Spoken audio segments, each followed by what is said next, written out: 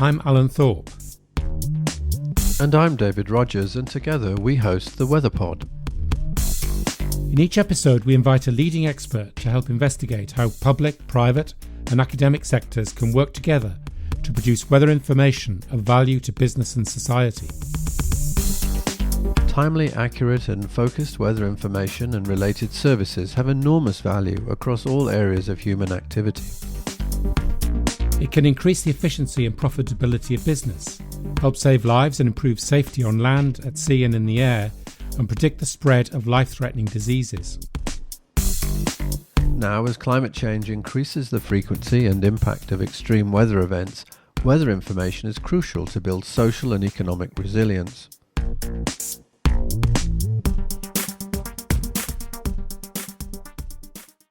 Hello, and welcome to the WeatherPod.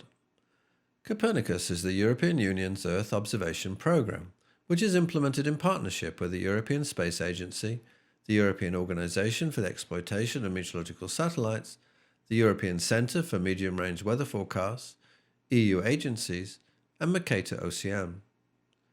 Vast amounts of global data from satellites and ground-based, airborne, and seaborne measurement systems provide information to help service providers, public authorities, and other international organisations improve European citizens' quality of life and beyond.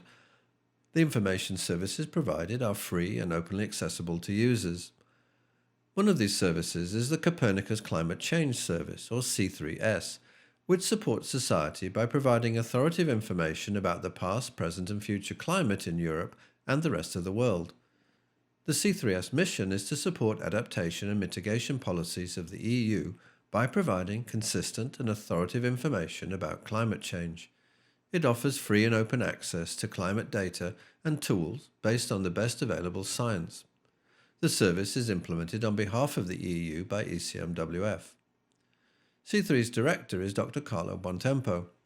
Carlo's professional interests include climate projections, monthly to decadal forecasting, climate impacts, regional climate modelling, global climate change, and science communication. Prior to joining ECMWF, he was manager of the Climate Services team at the Met Office's Hadley Centre in the UK. Welcome to the WeatherPod, Carlo. Carlo, it's a particular pleasure for me to welcome you to the WeatherPod, actually, because as you may know, I was Director General of ECMWF when the very first C3S contract with the European Union was agreed. So I'm really looking forward to hearing about the latest developments now the service is well established. So welcome, Carlo. Thank you. It's a great pleasure for me to be here with you today. So if we can start, our viewers and listeners, particularly outside of Europe, may not be so familiar with the Copernicus programme. So Carlo, perhaps you could give us a brief outline of its history and its purpose. Yes, certainly. So the Copernicus program is the Earth observation program of the European Union. So the main purpose is really to look after the satellite mission, designing the mission, launching the satellite, retrieving the data. But the program can be broadly divided into two parts: the space component that really looks after the satellite platform, and the service component. So the idea is that it's not enough to launch a satellite to take the full value out of it, but you want to really extract that information, the added value, through thematic services. So Copernicus is structured over 6 thematic services covering the marine, the land, the security, the emergency, the air quality, and climate change. The climate change service being the most recent of the services to be established. Each service is run on behalf of the Commission, on behalf of the European Union, by entrusted entities. So, for instance, the emergency management service is run by the Joint Research Centre of the European Commission. The marine service is entrusted to Mercator OCM, and both the atmospheric monitoring service and the climate change service are implemented on behalf of the Commission by the European Centre for Medium-Range Weather Forecast, or ECMWF. So the plan of the activities of each service is described in an agreement with the Commission that runs typically 7 years. But on a quarterly and a yearly basis, what is being implemented, what is being described, what's happening in the program is presented back to the member states, so to all the member states of the EU plus the cooperating state in the Copernicus program. Carlo, I was lucky enough to travel to Europe's spaceport at Kourou in French Guiana to see the launch of the very first Copernicus satellite, Sentinel-1. Really spectacular. So a really exciting program of satellites and services. So, Carlo, you mentioned C3S is implemented by ECMWF. What's the mission of C3S, and how does it connect with the rest of ECMWF's activities? Well, the main mission, as I see it, is really to make the huge amount of data and climate information that exists accessible freely and openly to anyone. So this is part of our contribution to the transformation that our society needs to make in order to become greener, if you want to use an often abused expression. But in that transformation, we need to change the way in which we look at climate risk. And in that transformation, we require a lot of data about the past, the present, and the future climate. So the portfolio of C3S really covers all these aspects, going from the historical observation, this being ground-based or satellite, through the reanalysis, which is the rerun of the weather prediction model that we use day in, day out to make weather prediction over the historical period, so that we can characterize the weather of any place of the planet from 1940s till 5 days ago at hourly resolution, but also the seasonal prediction, what's going to happen in the next 6 months, or what might happen over the next 5 years or 10 years, all the way through the climate projections. So these are the farthest away from the observation that typically look at from present towards the end of the century. So all of this is put together on a same platform, looking after the different format and facilitating really the interoperability of these data sources, and then provided in an operational fashion, because the Copernicus program is not a research program, builds upon a research program, but is very much an operational program. So all this is delivered to the many users we have all over the world. So that's the core mission. That's what we do day in, day out. And this links very strongly to the core activities of ECMWF, because the European Centre for Medium-Range Weather Forecast was established in the 70s to tackle those problems that the single country could not tackle on their own, especially looking at the medium-range forecast week 2 and thereabout. So it became a center of excellence for weather prediction. And one of the key elements in that transformation has been the ability to look at the observation, mostly satellite observation, and assimilate those observations into the weather prediction model. And that skill set, that expertise, the expertise required to do this big step forward in weather prediction, then become very relevant, directly relevant to the monitoring of the climate system. So I was talking about the reanalysis, rerun of the weather prediction model. Those reanalyses are at present the key element of our portfolio, the most significant data set in terms of volume of data download and number of users, accounting for more than 50% of our over 170,000 users registered in the system. I'm interested, Carlo, just to backtrack a little bit on the idea of a climate service. I think this phrase, climate services, emerged relatively recently. And of course, we're used to the idea of a national meteorological service providing a weather service. So we're used to perhaps understanding the term weather service. And I'm sort of wondering about what the distinction is between a weather service on the one hand and a climate service on the other. Is it just that it's really how far into the future we're trying to predict? Climate services is longer time range, or are there other key distinctions that differentiate a weather service and a climate service? That's a very, very interesting question and offers several points of reflection.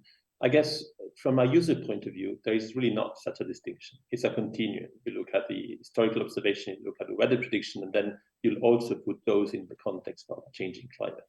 I guess it becomes, I mean, climate service up to a certain extent has existed throughout history. And we have been doing climate services for much more than the last 20 years. But within the last 20 years, climate service has become a societal necessity. And this came for me after the realization that climate was changing and that humans were mostly responsible for a significant fraction of the changes that we were observing. So this, I mean, each one of us may have a slightly different definition on where that transformation took place, but certainly around the turn of the century, I think that became a bit of a turning point. Until then, climate science was mostly that science and was having some branch into application, but quite marginal. Some specific sector, maybe like energy or water-related sector, were a bit ahead of the game in using the technology and the information coming from climate. But since then, I think we have seen a significant shift in the audience and an increase in the interest for the information for climate services. And there are sector, I mean, if you look at finance, for instance, finance, I think is a good example. At the turn of the century, finance was not very much interested in climate information.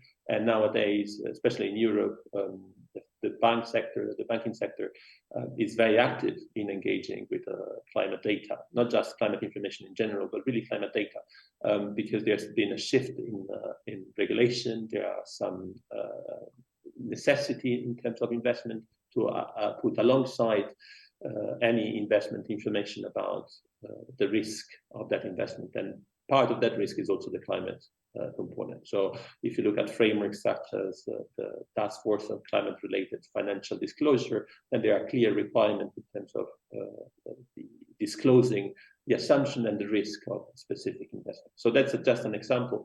And similar example can be made for any other sector, from agriculture to hydrology, from energy to transport. They are all becoming more interested in analyzing their climate risk profile and how this may change over time. And now, I think that's the bulk of the proposition. And interestingly, while clearly, as you were mentioning, Alan, the climate change timescale, so the projection timescale is probably one of the important distinctions. But any climate change risk analysis starts from an analysis of the current risk. So analyzing, starting from observation and reanalysis, analyzing the current level of risk is the starting point. And so we see that that's one of the key value added that the service offers to the community of users.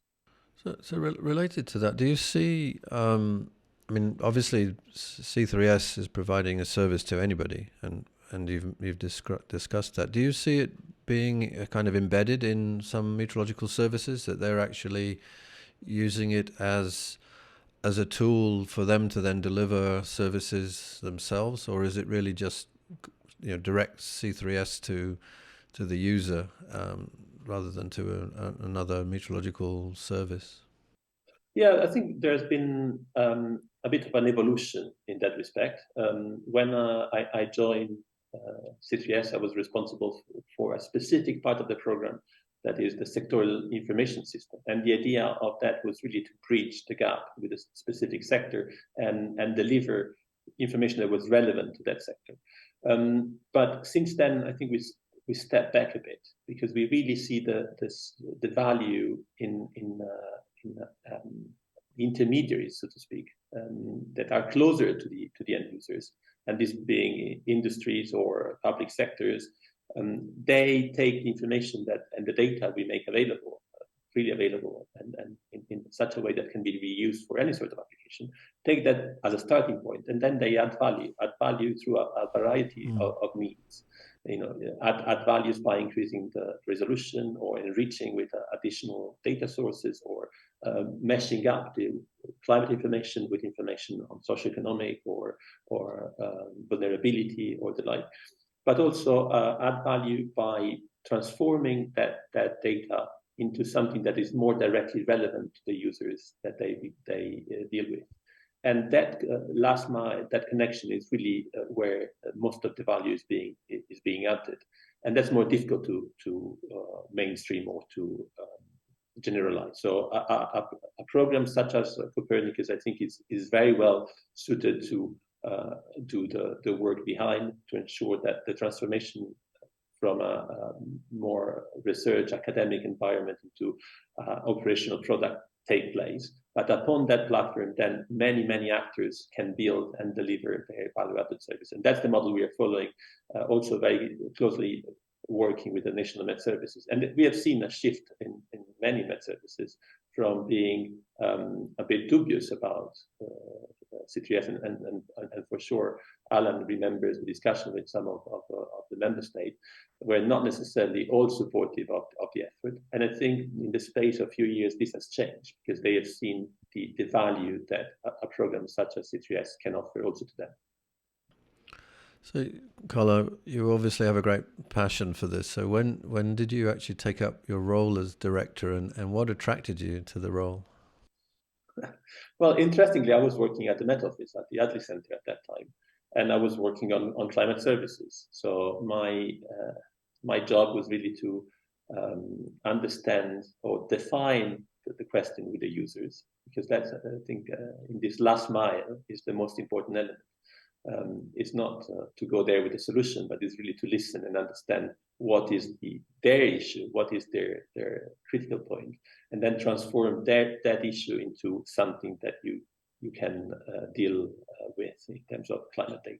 So that was part of my job, understanding the context, understanding the question from the user. And the other part of my job was then to reach out to find the data sources, aggregate them, transform the different formats, and generate a data set or indicators or a report that was fit for purpose, that was answering or addressing the question. And in that process, this disparity of data sources, of format, of projections, was part of the difficulty. It was another layer of complexity. So when C3S came about, I really felt it was a game changer, because it was, for the first time, there was an international program devoted to simplify that interface and transform that provision of data from something a bit ad hoc and research-based into something coherent and operationally built. So that was extremely interesting from my point of view, and I really felt that I needed to be part of it. That's why I decided to join the program. You're listening to WeatherPod with Alan Thorpe and David Rogers. If I could, we've talked a little bit already about this, but I wanted to just pick up a bit more about the interactions of C3S with actually the public, private and academic sectors. David and I often talk about the Global Weather Enterprise as this wonderful consortium between all three of those sectors. And C3S as a public sector organisation, as you've already hinted, has links to the academic sector in various ways, and the private sector. Could you just say a little bit more about how those links work? How do you actually interact with those type of organisations? Absolutely. So I guess the first point to stress is that, as I mentioned before, C3S is not a research project or program. It's really building upon research, but the goal is not to write yet another paper. Obviously we do, and some of them are also highly cited, but it's not our goal per se. Our goal is to set up, maintain, run, and eventually expand an operational service. So that's our read. But in order to maintain that cutting-edge nature of the program, then we need to link with research. We need to be sure that what we do is based on good quality science and up-to-date research. So we always have a very close link with a national and international European program, research program, this being the Horizon Europe or Horizon 2020 before those at the European level, but also a national program in the different member states. We link with those either by being partner in this program. This is something more recent, because before we we're not partner in this program, and more often than not being in the advisory board or shaping some of the research goal to ensure that the next generation of project actually develops science in a direction that is relevant to research. So that's the natural link with academia. But it's not just academia, it really is global, how did you call it? Global entrepreneurship or global weather enterprise. Global weather enterprise. In this global weather enterprise, global climate weather enterprise, the private sector is very important. And we engage with the private sector in several ways. Well, private and public sector, it doesn't necessarily be only private, but in this enterprise sector, let's say. So on the one hand, one aspect to stress is that the program as such is not just run by ECMWF. So there is a core team of people within ECMWF who set up and run the program, but a significant fraction of the budget is actually given out in contract. So the program itself is implemented by a partnership between ECMWF and many institutions, research institutions, national med services, private sector enterprises, small and medium enterprises, and so on. So that's one close link, because it's also a link that allows us to really feel the pulse of what the market is working on, what the priority of the market are. But the other element for me is the user, who the users of the information and tools that we put together are. And there is no barrier, so the data can be seen and accessed by anyone. We only ask a very light touch registration to the users so that we have an idea of who the users are and where they are located. And looking at those statistics, we know that for some data set, the fraction of private sector users or public sector users, but non-academic user, is very significant. So if you look at, for instance, the seasonal predictions, then we have a great interest from the private sector in seasonal prediction. If you look at the sectoral indicators for energy or for health, for instance, again, there is a significant fraction of our users that self-identify themselves as being from the private sector or from the public sector, but not academic. So people who are using the data for business or to inform decision and policies rather than to look at, to write the next paper, let's say. So, and for me, that fraction is a fraction I always look when I get a weekly statistic of who is, the different users. That's for me is almost a badge of honor. The fact that the fraction goes up, it means that what we are doing is relevant, and especially I think that the private sector is particularly important because they wouldn't use our data if you weren't useful. So, if I could just follow up, that's interesting.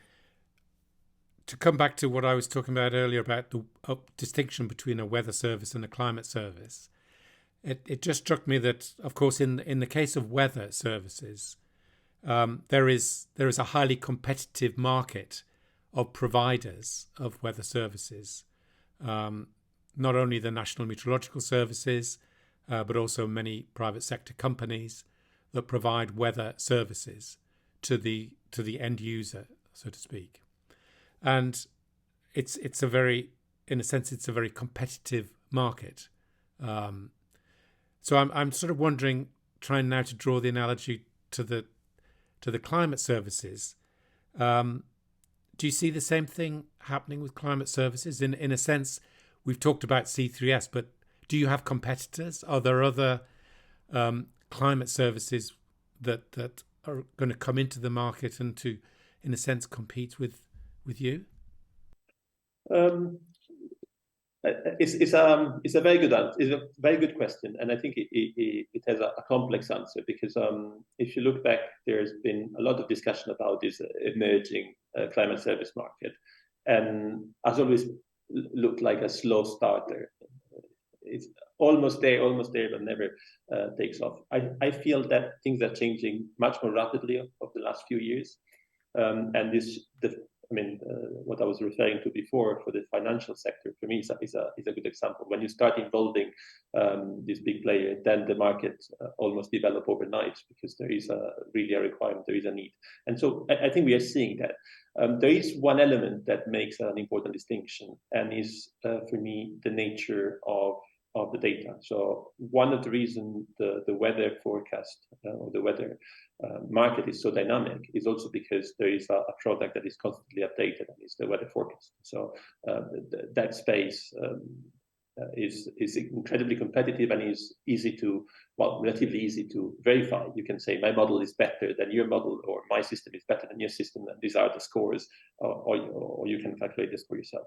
When you get into climate, then the assessment of the value becomes more challenging, and this constant update cycle that we have in weather forecast is less stringent. So, if you look at the climate projections, up until now at least, they've been mostly updated in accordance to the IPCC, in the Intergovernmental Panel on Climate Change cycle, so 7 years cycle or thereabout, so quite slow. And until you get the next generation of projection, the picture doesn't change that dramatically, meaning that market is a bit slower. And if you look at the historical data, that's also partly true. Once you have a solid understanding of your baseline risk, the fact that you have an extra few points or an extra few years or a slightly higher resolution, may be a differentiator, but it's not that much of a differentiator. So for me, there are two areas where the market is developing now that are interesting. One is this recent past. I was mentioning the reanalysis running up to 5 days ago. That's very close to present, and having a global vision of what the weather was 5 days ago, and possibly even less.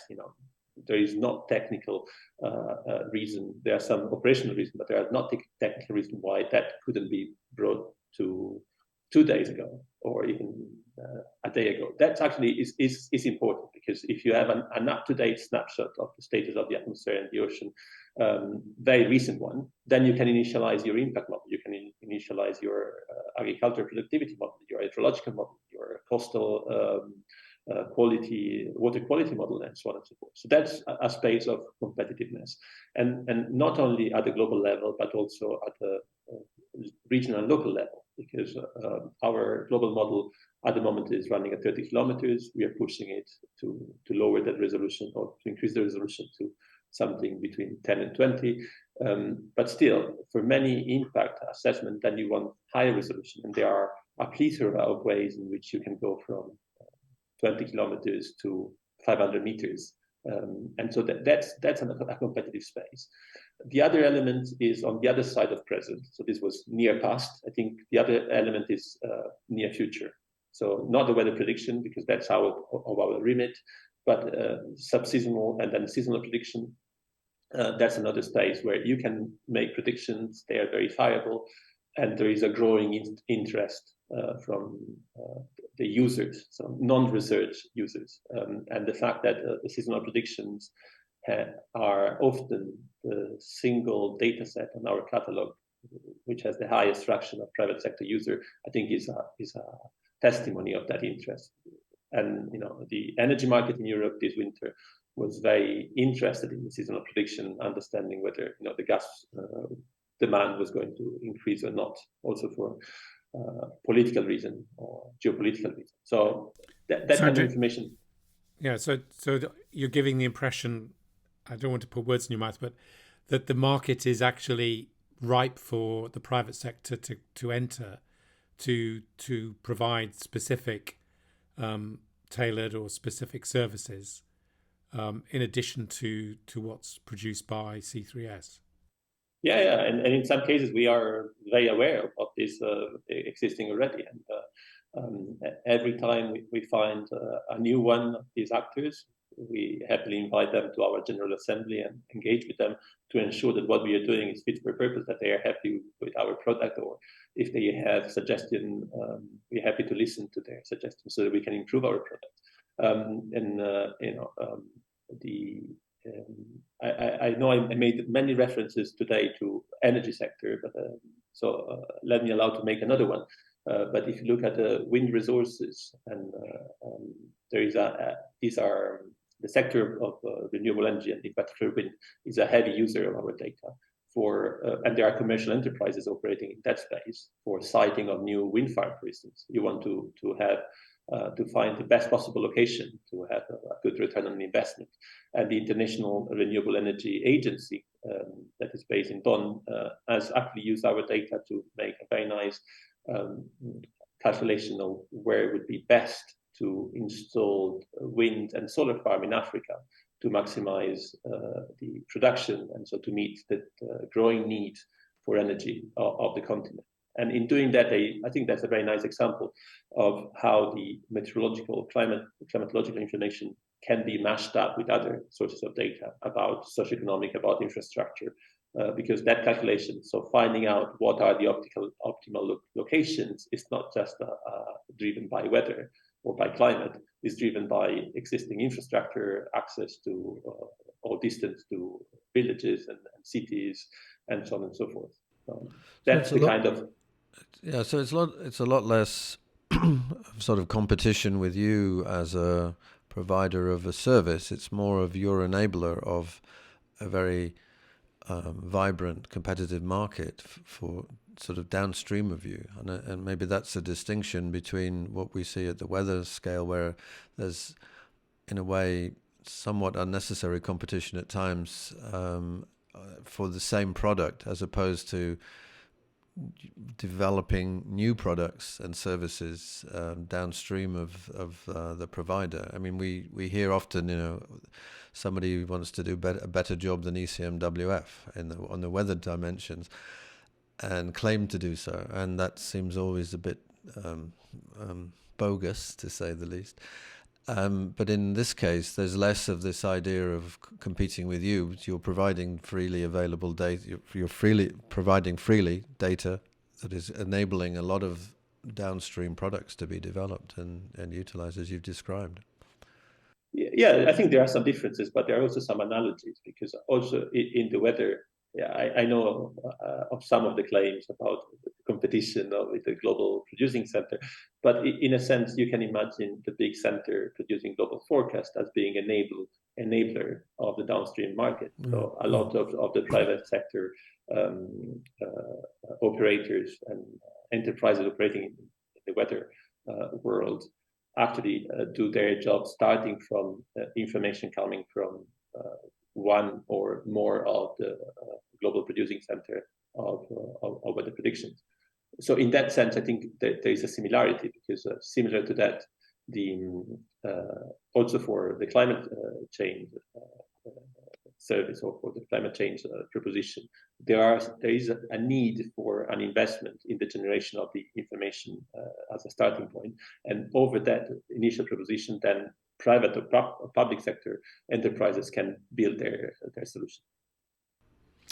I guess in that context, it's worth noting that, I mean, one of your key data provision data sources, if you like, data sets, is the ERA 5 reanalysis, and that is, I mean, that's a really expensive thing to generate and to produce.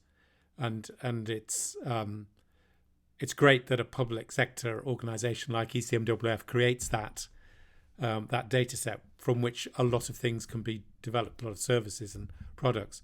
But it will be very difficult, for example, for a private sector company to get in the business of producing a better reanalysis, because it is such a major computational expensive task in and of itself. Would you agree with that, Carlo? Yeah, I would completely. I think it goes exactly in the direction I was mentioning. There is a need for that initial investment, in this case often from a public sector organization such as ECMWF, to generate that data set. That data set requires typically a couple of years of integration on our supercomputer.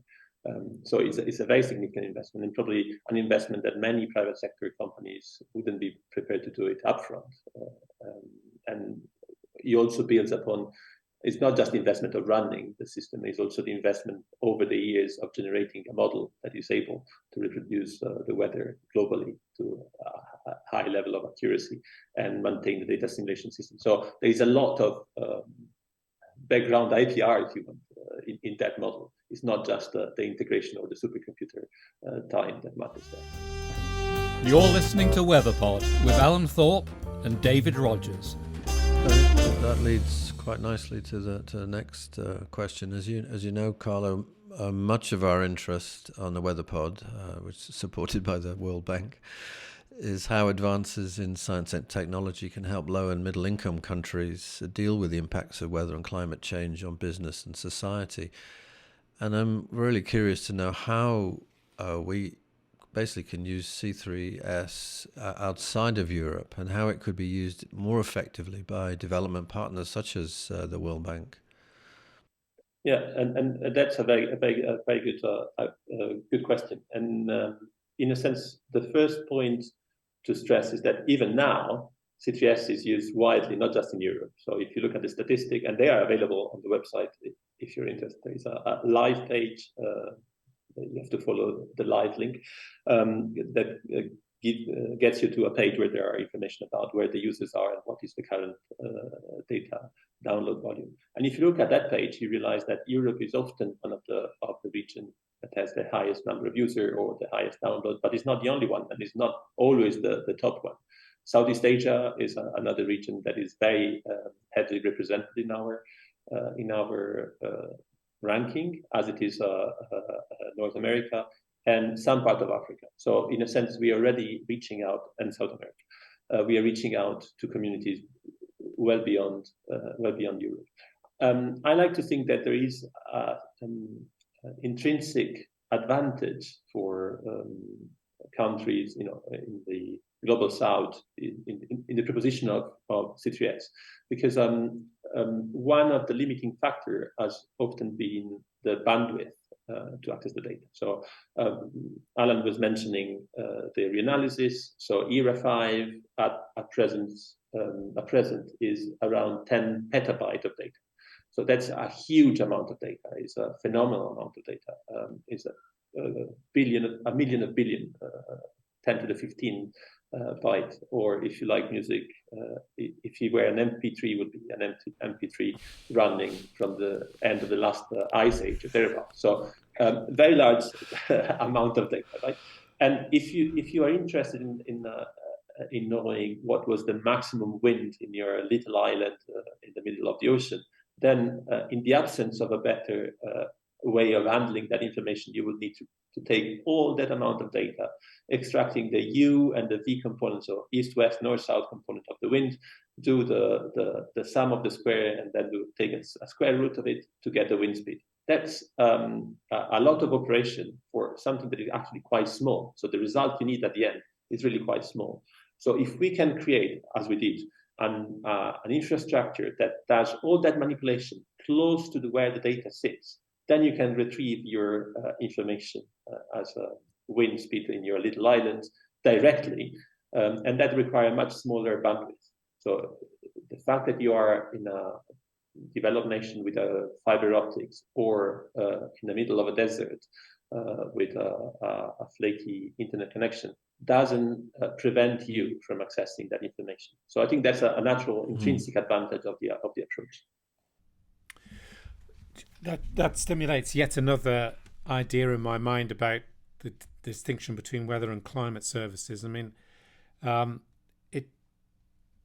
it would be wrong to say that it's only ECMWF that has created a reanalysis data set, for example, and there are several, not many, but there are several reanalysis data sets that are primed for the sort of climate change service products that you've been talking about. And of course, as we also know, there's a lot of interest from the artificial intelligence machine learning community that kind of data set is also important, could be important for new ways to predict the weather, never mind climate. So it strikes me again that we need to think a little bit about the international collective effort in producing these huge data sets like reanalysis, and try to avoid, if you like, needless duplication, where obviously you need to be a significant size player to get into this game, but nonetheless, do we need 50 different reanalyses, global reanalyses, to drive these kinds of services? And you can make the same comment about weather forecasting, of course, as well. So it's just something maybe not a question, just a reflection from me, but I hope that internationally we can come together to maximize the use collectively of the computational resource that's there. And this can be quite difficult because there is national pride. There is, governments want to see their own country taking a leading role.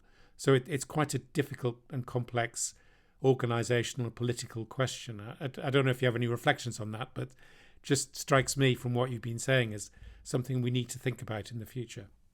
No, I think you're absolutely right. We need to look into all ways we can to avoid duplication, knowing that it might be possibly impossible to avoid it completely, but maybe finding a level at which that multiplicity of actors actually add value. Because, comparing our reanalysis with the reanalysis coming from Japan or North America, for instance, actually can be quite useful. It can be a way of understanding the limitation of different approaches, exploring different approaches in the first place, and learn in the process. So maybe the solution is not necessarily just one global reanalysis, but close coordination of effort on reanalysis.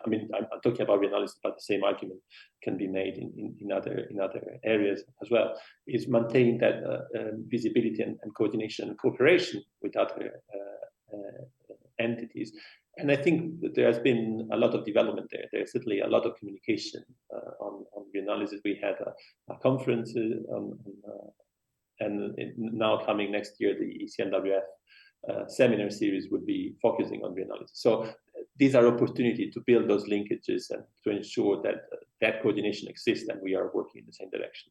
The other point you make, and I think this opens another reflection, and I think it's a very interesting one, is this new role that artificial intelligence and machine learning is playing. So this is something that I think we should be looking into much more carefully than we had over the last few years, because it can be a significant game changer. And it's not obvious that we are already building era 6 and looking into plan for era 7. But at some point, as we have done for weather prediction, I think it would be important to see which part of the equation, which part of the system can actually be changed or adapted to take advantage of the development in machine learning. Because in some part, as in the radiative transfer, for instance, that's the part of the code that deals with the radiation coming from the sun and re-emerging from the atmosphere and the ocean and the land surface. That part of the code is already one area where application of machine learning are being exploited, and there might be many others. The entire approach of the analysis may change in the future. So I think we need to keep our eyes open and be very ready, very prepared to change the approach when required.